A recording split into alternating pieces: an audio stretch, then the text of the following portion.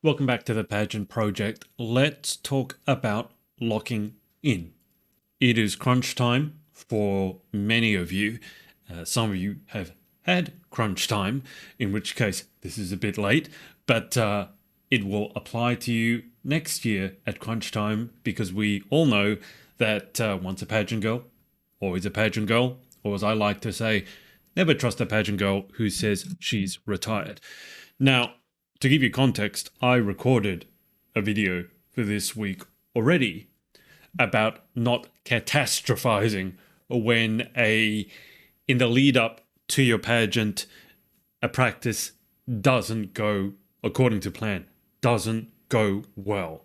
The point being, even if it doesn't go well, making it worse in your head isn't going to help anyone. And the sooner you put it in the proper context and perspective, the sooner you can get on with the job of dealing with it so you can crush your pageant. Then I realized there's another thing that we need to discuss, which is what I'm going to talk about today. And that is stop asking for advice. Okay. And I'm not saying this so much to the contestants, you guys, as I'm saying it to parents, coaches, friends, well-meaning other people in your life. There comes a time when putting doubt in people's heads, even if it's well-meaning, because you say, oh, I just want what's best for you. I get it. It's not helping.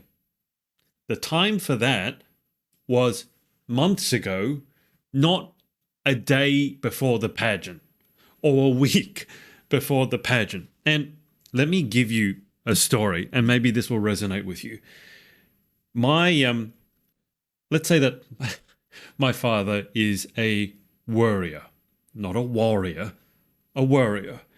And he likes to hover over things when you're doing things, and he means well, he's just trying to help, but just having the fact of someone hovering over you and telling you all the different ways, when people give you input and you don't really want it, having someone tell you all the ways in which something could be done better, or in the subtle ways in which you're doing something wrong, it doesn't help. The clearest example I can give you of this is one day I was driving back to my parents' house, and I was in the middle of an interstate move, and I was going to bring my computer out, my big computer tower, not a laptop, but a big desktop, a big powerful one. As you can probably appreciate, a lot of my work is done on computers, so it's pretty important to me. And he wanted to help, so he was just hovering around. And when someone is, they're behind you, you don't know exactly where, and then you got the door of the car open and you're in a narrow driveway, and just because there's someone there and you can't maneuver properly, it gets in your head a little bit.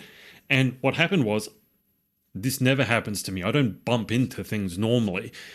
I'm not clumsy. I bumped into the car of my door because I was trying to get around him, dropped my computer tower on the concrete floor, got a massive dent in it, and basically the computer was kaput. There was a component in it that broke loose, and it needed to be repaired. Now, I don't tell you that to say that I hate my father, far from it. I love him very much. But there is that sort of person who, again, it's well-meaning, but they always want to tell you, for example, when you're cutting vegetables with a knife, be careful, don't cut yourself. Or when you're cooking something else, careful, don't burn it. There's always something they put in your head. Now, I don't like that just point blank, but it is certainly even less helpful in the lead up. And I only ever, at least is what I try to do, I only ever give my opinion when I'm asked. And people pay me for my opinion. I'm a coach. I'm a professional coach. I've been doing this for a long time in one form or another, whether it's pageants, life, tennis, you name it. But still, I will only give my opinion when asked. I think there's also something to be said about a client or someone who can figure things out for themselves, showing them that as a coach, I believe in you enough that you can sort things out. If you want my guidance, I will give you that because I'm your coach, but I'm not going to just give you this constant stream of verbal diarrhea because somehow I think you can't handle it yourself. And I certainly don't want you to ever think that I think you can't handle it yourself. That's why I'm telling you all the things that could go wrong or everything you could have done differently. Guys, it's not helpful. The only person who would find that sort of constant stream of, oh, you could change this in your interview, you should have changed this in your platform, or you don't sound certain, or you shouldn't wear this, or you shouldn't wear that, or that doesn't fit that well, oh, are you sure you should wear that? The only person who would find that useful, in inverted commas, is someone who suffers from what we call in psychology learned helplessness. As in, they've basically been broken down to the point where they really think they can't do anything by themselves. Now, I don't think anyone is born like that. I think very often it could be an overbearing parent, a best friend, and again, they mean well, but the road to hell is paved with good intentions. If you keep telling someone what they should do to the point where next time they screw up, they expect you to tell them what they should do, they never think for themselves. And I'm here to tell you, if you can't think for yourself, you shouldn't be entering it. You shouldn't win a pageant. You should enter a pageant to learn that you need to think for yourself, but you should not be winning a pageant because I'm sorry, you don't make a great role model when you can't think for yourself and when you're completely dependent on outside sources to validate yourself and what you're doing. Now, you could argue that it's a natural maturing process, and I would agree with you to a certain extent, but what I will tell you is some people never mature, and people mature at different rates. For myself, when I was 5 years old, my father had flown overseas for a conference or something, and I was going to go join him to have a holiday. And my mum couldn't go. She had to stay here working. So I had to fly from Sydney to London. No, I think it was Sydney to the US by myself at the age of 5. And this was not a direct flight. So I had to change flights at an international airport by myself. I think I was 5. I might have been 7, but it was somewhere within that 5, 6, or 7. And this was in the days before flight attendants or flight stewardess or flight hostesses. Whenever there was a solo child, you'd basically be attached to one. At least I think that's the way it goes now, because they know, hey, a kid might get lost. And maybe it sounds a bit uncaring, and maybe that shouldn't have happened. But I tell you what, taking a flight to the other side of the world when you're an extremely young child and having to change flights, not knowing where to go and having to ask the adults where to go, that teaches you a lot about self-sufficiency and self-efficacy at a very young age. And I will say, that's a lesson that has served me really, really well, because I don't depend on teachers or elders to tell me what I should be doing or what I should be thinking, because quite frankly, sometimes they're wrong. I'm just going to say it. Sometimes your teachers, sometimes your parents, you know this, they know this, we all know this. Sometimes they're wrong. I remember when I think it was in year 4, grade 4, so it was like 8 or 9, and we had this test where you had to name synonyms for a word. So synonyms, things that mean basically the same thing. And the question was happy. And I put buoyant, because when someone is happy and buoyant, the idea is that they're floating, so they're happy, right? When you're happy, you don't sink like a lead balloon. The teacher hadn't heard of that word. So said that I was wrong, right? Said that I was wrong when they were objectively wrong. There was another example of a teacher who I never talked in class. And this teacher was a parent of one of my classmates, to give you an idea. So she was already, I think, showing favoritism to her child because I was smarter than her child. I did better in exams than her child, than her son. And we're having choir practice. And then she singled me out in the middle of choir practice and told me to stop talking. I hadn't said a thing. And I'm not the sort of child who would say a thing because I was quiet as a mouse. And yet she singled me out in front of everyone to tell me that I should stop talking. Again, teachers are not right. Coaches are not always right. I shouldn't say not right. They're not always right. Parents are not always right. Just because someone is older, sure, they may deserve your respect. It doesn't mean they're always right. All this to say, my approach with my clients is simple. You are in charge. And if you're not old enough or you don't believe in yourself enough to be in charge, I am not the right coach for you. Full transparency.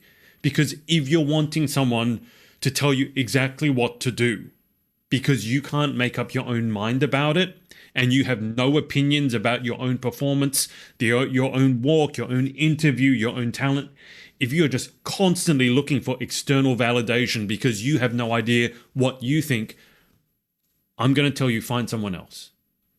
And find someone, frankly, you're going to want to work with a coach who gets their jollies of always being asked what they think. Because there are some people who are like that. They love being asked what they think. They can't wait to tell you what they think. That's all they do. And I found that people like that are quite often wrong. Because they just love talking so much. They're so in love with the sound of their own voice. They don't really take the time to think whether they're right or wrong. They just keep talking. And eventually, when you keep talking, it ain't always going to be gold. That's all I'm going to say. When I was coaching tennis, that was a common sort of flaw with a lot of coaches, was that stream of verbal diarrhea. So you imagine you're standing on the tennis court, you got your racket, and I'm feeding you balls. You know, I'm not smacking them at you. I'm just giving them to you nice and easy so you can smack them. And First ball, I might say, swing low to high. And you start doing that. And then second ball, oh, watch the ball. Okay. Third ball, I say, now move your feet. Now fourth ball, make sure you're holding the racket loosely. Okay. Fifth ball, make sure to do a loop. And by the time I've given you the 20th ball, I've given you your 20th different directive, rather than giving you the same one again and again and allowing you to actually work on one thing and focus on one thing and master one thing. Every ball, I tell you something different. I'm telling you a lot. I'm not getting paid to tell you a lot. As a coach, I'm getting paid to help you achieve a result, and giving you a different thing, always filling your head up with stupid noise, is not helping. And so, as you close in, as you dial in, as you lock in, the final stages before your pageant, it would really do you some good to put on some noise-cancelling headphones. Stop asking people for their opinion, because let's be honest, now it's a bit too late. Now it's dial in, lock in, know what it is you want to achieve, maybe write it down, and just use that, guys, as your compass. Because the other thing is, whenever you do a pageant, people will say things like, oh, you and I should have been top 2. Oh, that person, the judges don't know what they were doing. That person was absolutely horrible on stage or gave a terrible on-stage answer. All of that should be noise to you. You should pay no attention to it. The more attention you pay to useless chatter like that, whether it's from a fan, a parent, a coach, or anyone else, the more attention you pay to that, the more I know that you are unfocused. Because you allow the external noise to dictate how you think and how you feel. if you truly want to perform at your best, do your best, be your best to win your pageant, there's only one person at the end of the day you need to be concerned about making proud and knowing what they think and what they want, and that's you. And I have to tell you, I don't think, as someone who's worked a lot with young women, I can tell you this is not just a girl thing.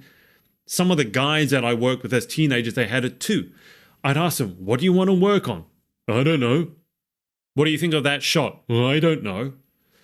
And I've inculcated some of my clients. As soon as they say, I don't know, they go, well, actually, if I did know. And then you know what? People say, I don't know. And then I say, well, what if you did know? And then they'll give me the answer. Like, what did you think of that answer that you just gave? Well, I don't know. Okay, but what if you did know? Well, I thought it was pretty good, but I could have been clearer. So you did know. But you keep incanting, I don't know, I don't know, I don't know, I don't know. And guess what? So your brain doesn't want to make you into a liar, so it goes, yeah, I don't know, but you do know. So stop lying to yourself. Stop relying on outside voices. I'm not saying not to get coaching, but your idea with coaching should be you're getting an outside perspective from a trusted source, but you always run that through the filter of it's a partnership. It's not someone who's in charge of you. It's not the boss of you. It's not God. It's not someone who's infallible. It's simply another opinion. So you should treat it as such. You are the one in charge. You are the one that has to make the decision. And so you're in charge of filtering out all these voices and go, I don't want to hear this. I don't want to hear that. I want to hear this. But I also need to know primarily what I want myself, because that acts. How are you going to know what to listen to and what not to listen to? Well, first part, you got to decide what you want. And through that lens, you can decide, okay, I'm going to listen to this person and this person, but not that person, not that person, not that person. No one on social media, for example. But take a moment to self-evaluate. Try to be as objective as possible, which can be a challenge in the lead up to a pageant because emotions are running high. And by the way, you don't tell me that this doesn't work simply because you don't win. All right. Pageants are one of the most subjective, competitive things that I've ever come across. Most frustrating industries at times that I've ever come across, because you just really know, especially when you don't get scores and don't get feedback, you just really never know what went on. Don't enter pageants unless you're okay with that. It's challenging. But my point is, don't use the result of the pageant to say that your approach either worked or didn't work unless you really get some feedback otherwise. I think your goal in pageants shouldn't be to win the pageant. I think your goal in pageants it should be to come out as a better person on the other side. That's not the same thing. Okay, we spout a lot of sort of positive self-talky, almost toxic self-development lies in pageantry. The one that I've spoken about recently is saying what's meant for you won't pass you by. And then people who won their pageant are saying that. It's like, yeah, it's easy to say it when you got the crown. What about the person who came first runner-up 4 times? Do you really think that what's meant for them won't pass them by? It's got nothing to do. That's saying, I don't think there's anything to do with the crown. I think you're focusing on the wrong thing. I think the thing you should be focusing on is what's meant for you won't pass you by. Yeah, you as a better person won't pass you by. That's the gift to take from it. But if you focus that much on the crown and winning, and then you start listening to outside voices, you get in your head, get super clear as to what it is you want. You should know what you want. You should know what you sound like. You should know what you look like. I'm talking about, you know what your walk looks like. You know what your talent sounds like. You know what you sound like in interview. You know what you've been working on. You know what you bring to the table. You should know, even if you're not seeing yourself, that you're representing yourself in a certain way because you watched it back that many times. You just know. You know the way it feels in you, and the way that this feels means it looks like this on the outside. And you get that from looking at yourself, watching yourself, and building that self-awareness. People who go in and they've only had the opinion of their coach, I don't know what you're smoking. But it's not good. It's not good. I say it's like trying to drive down the freeway using a rear vision mirror. You're going to crash because this secondhand information, forget it. Because who's to say that your coach is right? I mean, we'll say that we don't really know what the judges are looking for, and different judging panel, different day could be a different result. Okay, then why on earth are you taking one coach's or one parent's or one partner's or whatever it is, one person's opinion as gospel? That's crazy. Because they might happen to know, or they might happen to be looking for the same thing when they give you the feedback that the judge is looking for, but there's no guarantee of that. So the only guarantee is you know what you bring to the table, you know what you want out of pageants, you go get that and remove it from the actual result. Because the result is like, it's any inkling that you have in your head that you should win because. So don't do that, guy. Don't. Just stop. Okay, enough. I have seen that only ever end badly. And if you're going to point out the one person who won on their first turn or won by being themselves, and you can say, well, that worked out for them. Yeah, how many people did it not work out for? Have you ever realized that the people who don't win and are really upset by it because they worked really hard and they really thought they were what the pageant was looking for, have you ever noticed that they tend not to talk about it that much? That's why you don't hear about it, okay? Because it really, really hurts. Because thinking that you are what the pageant is looking for and therefore you should win, it's disrespectful to everyone that you're competing against. How do you know what they brought to the table? Maybe what they did, yes, you might have worked harder than them. I don't know. I mean, I would say you don't know that either. But yeah, sure, you worked hard. Doesn't mean that you were the best pick. So, a lot to think about, but primarily in the lead up, stop asking for so many opinions. Ask yourself, what is it that you want? And let that be your guide.